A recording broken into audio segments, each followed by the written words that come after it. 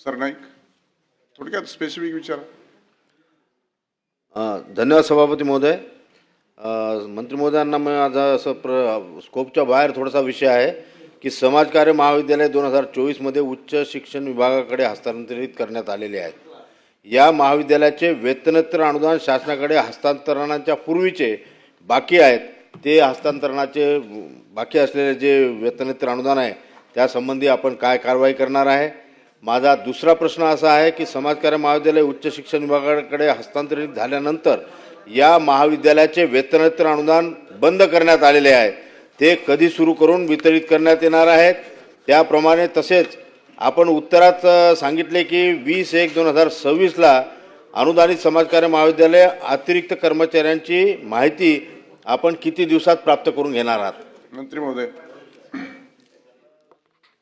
मी वेतनेतर अनुदान आधीच पेंडिंग जर असेल तर त्याची आमच्या विभागाला माहिती घ्यायला सांगतो.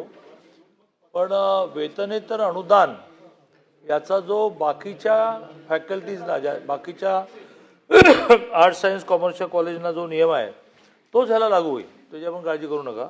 आणि म्हणून म्हटलं की प्राध्यापक भरतीचा विषयसुद्धा नजीकच्या काळात मार्गी लावू. पण जे आर्ट्स सायन्स कॉमर्सला ज्याला आपण अकृषिक महाविद्यालय म्हणतो, अकृषिक विद्यापीठ म्हणतो, त्यांना जे नियम आहेत ते सगळेच नियम, म्हणून तर मी ती यादी वाचली आणि अभिजित वंजारींनी त्यांच्या लक्षवेधीमध्ये मांडली.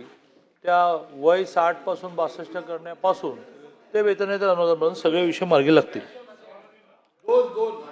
अडवाले.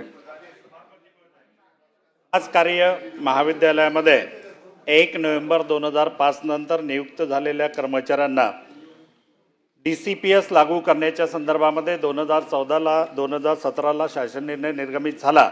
पण प्रत्यक्ष 2023 पासून त्यांना DCPSC अकाउंट काढण्यात आले.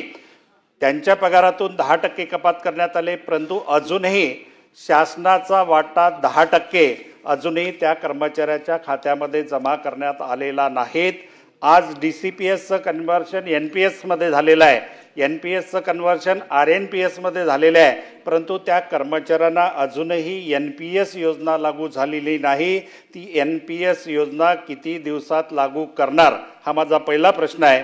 आणि दुसरा प्रश्न आहे की 1 नोव्हेंबर 2005 नंतर जे कर्मचारी सेवेत प्रविष्ट झाले आणि ते कर्मचारी सेवानिवृत्त होत असेल तर त्या कर्मचाऱ्यांना वित्त विभागाने ग्रॅज्युटी देण्याचं मान्य केलेलं आहे.